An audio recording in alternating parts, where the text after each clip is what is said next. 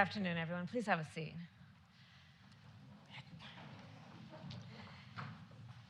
To our President, Joe Biden, members of Congress, members of our administration, and our private sector and civil society partners. As leaders from government, civil society, and the private sector, I believe we have a moral, ethical, and societal duty to make sure that AI is adopted and advanced in a way that protects the public from potential harm and ensures that everyone is able to enjoy its benefits. Since we took office, President Biden and I have worked to uphold that duty. Before generative AI captured global attention, President Biden and I convened leaders from across our country, from computer scientists to civil rights leaders to legal scholars and business leaders, all to help make sure that the benefits of AI are shared equitably and to address predictable threats, such as algorithmic discrimination, data privacy violations, and deepfakes. We named it the Blueprint for an AI Bill of Rights, after which President Biden and I had extensive engagement with the leading AI companies to help ensure the private sector commits to the principles in the blueprint and to establish a minimum baseline of responsible AI practices. We intend that the actions we are taking domestically will serve as a model for international action, understanding that AI developed in one nation can impact the lives and livelihoods of billions of people around the world. Fundamentally, it is our belief that technology with global impact requires global action. Tomorrow, I will travel to the United Kingdom to represent our nation at the Global Summit on AI Safety. There, we will work with our allies and our partners to apply existing international rules and norms with a purpose to promote global order and stability, and where necessary, to build support for additional rules and norms that meet this moment. Let us be clear, when it comes to AI, America is a global leader. It is American companies that lead the world in AI innovation. It is America that can catalyze global action and build global consensus in a way that no other country can. And under President Joe Biden, it is America that will continue to lead on AI. And there are many ways to define the leadership of our President, Joe Biden. As even a quick review of his most recent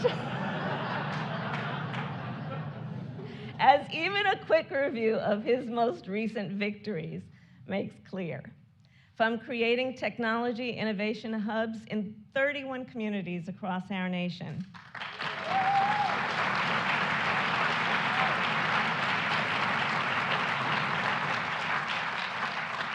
to expanding America's semiconductor industry,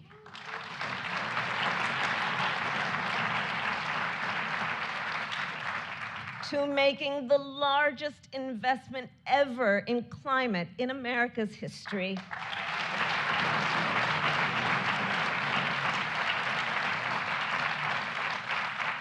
So just a few points to say that President Biden is a leader with a vision for our future. He has the ambition to meet the challenges of the moment here and around the globe. And he has the courage and skill to lead us forward, including on AI. And with that, it is my great honor and privilege to introduce our President, Joe Biden.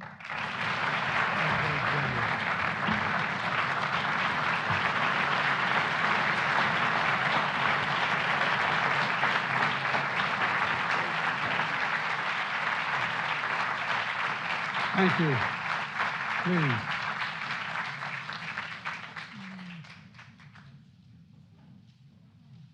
I remind you of that. I'm teasing. Thank you, Kamal, for that introduction and for your leadership in this issue. Before I begin, I want to explain why I was delayed a few minutes. I've just spoken with President Fain of the United Auto Workers. And let me say a few words about the UAW and the big three automakers, Ford, General Motors, and Stellantis.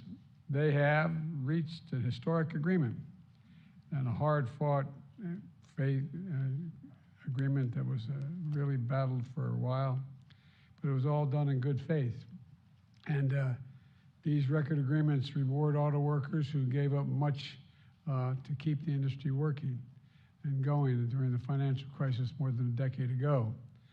These agreements ensure the iconic Big Three can still lead the world in quality and innovation. Due to the commitment and solidarity of the UAW workers, willing to exercise their right to collectively bargain, they won a record contract with over a 30% increase in wages, greater retirement security, and more paid leave. And the commitment by the Big Three to create more full-time middle-class jobs and invest tens of billions more dollars in plants and factories building automobiles' future here in America.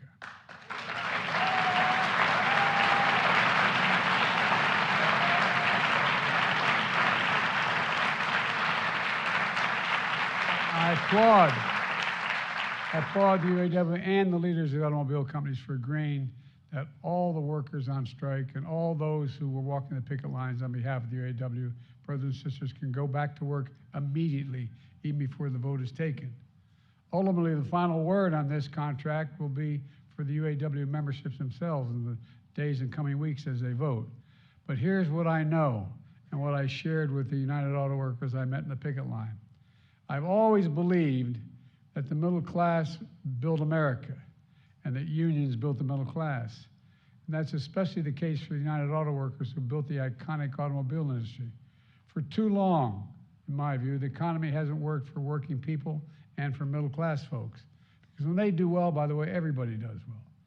That's why I came to office determined to build an economy to build from the middle out and the bottom up instead of the top down.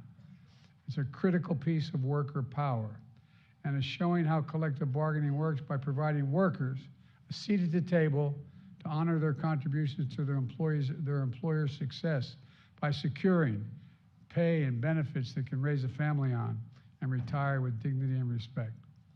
It's showing how collective bargaining works for companies, how strong relationship between workers and management can mean record profits leading to record contracts. We're also seeing it across the board for the UAW workers. We're seeing this everywhere. Rail workers, port workers, Teamsters, writers, health workers, and workers on other industries organizing and by collective bargaining. Folks, look, today's historic agreement is yet another piece of good economic news showing something I've always believed. Worker power is critical to building an economy from the middle out and the bottom up, and so is economic growth. We just learned that our economy grew 4.9% the last quarter, the highest growth in 2 years, just as inflation continues to come down. We have more to do, but we're finally beginning to build an economy that works for working people, for the middle class, for the entire company, the entire country, including the companies. Because when we do that, the poor have a ladder up, the middle class does well, and the wealthy still do very well. We all do well. And that brings me to today's announcement. Folks, I want to thank Kamal again for the work she's done through her entire career to protect people from harm and to promote responsible innovation. She's traveling to the United Kingdom, as she pointed out this week, where she'll highlight how America's setting the standard for AI safety, security, and trust. I want to thank all of you for joining us here. Some of you, members of my cabinet, members of Congress, including the Senate Majority Leader Chuck Schumer, who's been a real leader in this, Chuck. Thank you, pal. You've state and Senate and local officials, leaders in technology, business, labor, academia, civil rights, civil society. And we'll see more technology. I know you know this, but we're going to see more technological change in the next 10, maybe the next 5 years than we've seen in the last 50 years. And that's a fact. As the most consequential technology of our time, artificial intelligence, is accelerating that change. It's going to accelerate it at warp speed. AI is all around us. Much of it is making our lives better. And AI is helping the National Weather Service predict weather events, helping the Webb telescope manage 500,000 miles of galaxies away, billions of light years away. I found it when I turned on my phone and saw that. I thought, my God, what is this? Science fiction. I'm serious. Didn't you have the same thought when you saw it? AI is helping millions of commuters find the shortest route home as well. But you know, in some cases, AI is making life worse. For example, using teenagers' personal data to figure out what will keep them glued to their device. AI makes social media more addictive. It's causing what our Surgeon General calls a profound risk of harm to their mental health and well-being. Over the past years, Kamal and I have met with a range of experts, many of whom are here today, and thank you for coming. Here today on the risks and the incredible opportunities of AI. One thing is clear. To realize the promise of AI and avoid the risk, we need to govern this technology, there's no other way around it, in my view. It must be governed. That's why we're here today. I'm about to sign an executive order that is the most significant action any government anywhere in the world has ever taken on AI safety, security, and trust. This order builds on the critical steps we've already taken to ensuring the AI Bill of Rights to bring together leading AI companies who agreed to voluntarily make certain commitments to make sure AI is safe and the system is secure. With today's executive order I'll soon be signing, I'm determined to do everything in my power to promote and demand responsible innovation. First, the executive order is about AI safety and security. Today, I'm invoking what's called the Defense Production Act that federal government uses in the most urgent moments, like mobilizing the nation during a time of war or developing COVID vaccines during the pandemic. This executive order will use the same authority to make companies prove that their most powerful systems are safe before allowing them to be used. That means companies must tell the government about the large-scale AI systems they're developing and share rigorous independent test results to prove they pose no national security or safety risk to the American people. At the same time, I'll direct the Department of Energy to make sure AI systems don't pose chemical, biological, or nuclear risks at the same time.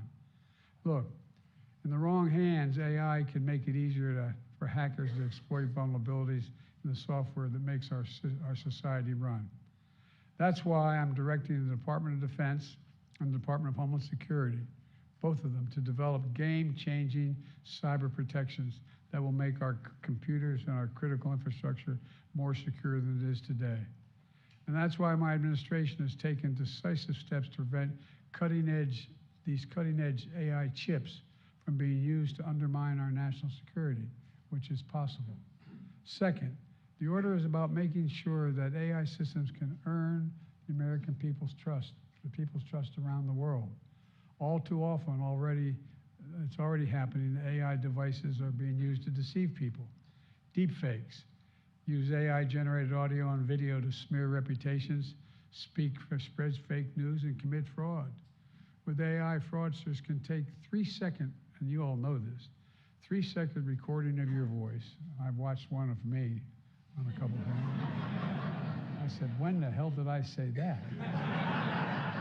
But all kidding aside, 3 seconds recording your voice and generate an impersonation good enough to fool, I was going to say your family, fool you.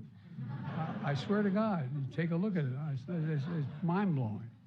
And they can use it to scam loved ones into sending money because they think you're in trouble. That's wrong. Everyone has a right to know when audio they're hearing or video they're watching is generated or altered by AI. Thanks to this order, the Department of Commerce is going to help develop standards to watermark and clearly label AI-generated content. Just say that's how it was generated, AI generated. That way you can tell whether it's real or it's not. And when your loved ones hear your voice on a phone, they'll know it's really you. Trust matters. Trust matters. Third, this executive order is about protecting your fundamental rights to, like privacy. Without safeguards, AI can put your privacy at greater risk. That's why I've called for new protections on your personal data. With this executive order, my administration is going to help develop leading-edge technology that make those protections as strong as possible. Look, privacy is not the only right at risk. Without the right safeguards in place, AI can lead to discrimination, bias, and other abuses. That's why, with the help of civil rights leaders here today, this order directs several actions to protect American civil rights and their safety. That means clear guidance for landlords and federal contractors and federal programs to prevent the bias in AI tools that can be used to make decisions on whether or not someone qualifies for housing or benefits or a job. We'll develop the best practices for AI use to ensure fairness in the criminal justice system as well. And when appropriate, the Justice Department and the federal civil rights offices will investigate and prosecute AI-related civil rights violations. The fourth thing this order does, it will ensure that emerging technology works for consumers and for workers. For example, to protect patients, we'll use AI to develop cancer drugs that work better and cost less. We'll also launch a safety program to make sure AI health systems do no harm. To protect workers, this order directs the government to help make sure AI isn't used to shortchange workers. I've also asked for a comprehensive report on the potential impact of AI on the labor market and how to help workers whose jobs have been disrupted. We're going to support workers in every industry by defining their rights and defending them to a fair way to organize and as these other more technologies emerge. And finally, we're going to make sure America leads the world in innovation and attracts the top talent to stay at the cutting edge. And because AI's challenges and opportunities are global, we're going to keep advancing American leadership globally. In meetings around the world, I've heard from leaders, and I've been going around the world a lot lately. It's good to be home. And we're looking, but leaders around the world, as they approach me, I mean in any country, they ask, is the United States going to show the way in AI? Will the United States lead? I'm sure Kamala's going to hear this when she's in the United Kingdom later this week. And we'll continue to work closely with allies and partners, including the United Nations, the G7, and the G7, which just set out the first ever international code of conduct to safely guide AI development. Look, let me be clear. This executive order represents bold action, but we still need Congress to act. We need Congress to act. I want to thank Senate Majority Leader Chuck Schumer here. Chuck, you've taken the reins in this issue like no one else could. You've developed legislation to harness the power of AI while keeping Americans safe. Tomorrow, I look forward to meeting with you and the bipartisan group that you've put together to bring down to the White House to underscore the need for congressional action. I'm going to continue to call on Congress to pass bipartisan legislation, to stop big tech from collecting personal data on our kids and teenagers online, to ban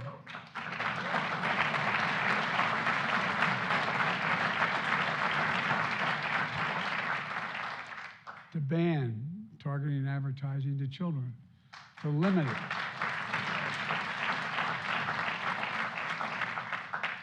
The personal data these companies collect on us. Folks, let me close with this. We face a genuine inflection point in history. One of those moments where the decisions we make in the very near term are going to set the course for the next decades. And with the position we lead the world in the toughest challenges and the greatest opportunities, look, there's no greater change that I can think of in my life than AI presents as a potential. Exploring the universe, fighting climate change, ending cancer as we know it, and so much more. As artificial intelligence expands the boundary of human possibility and tests the bounds of human understanding, this landmark executive order is a testament to what we stand for. safety, security, trust, openness. American leadership and the undeniable rights endowed by a creator that no creator, no creation can take away. Proving once again that America's strength is not just the power of its example, but the example of its power. Look, I know we can meet this moment with hope and not fear because of all of you, and I mean this sincerely because all of you here today, many of you are the originators of this technology. And all across America, the people are focused on this. You're the reason why, and I mean this sincerely, you're the reason why I've never been more optimistic about America's future. We just have to remember who in God's name we are. We're the United States of America. And there is nothing beyond our capacity when we do it together. So God bless you all, and may God protect our troops. Thank you, thank you, thank you. Now, I'm going to go over and sign that.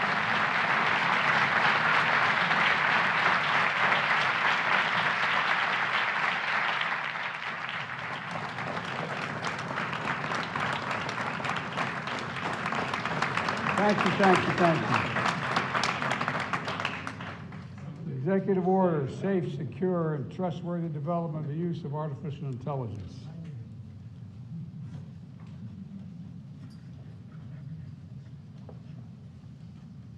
Thank you.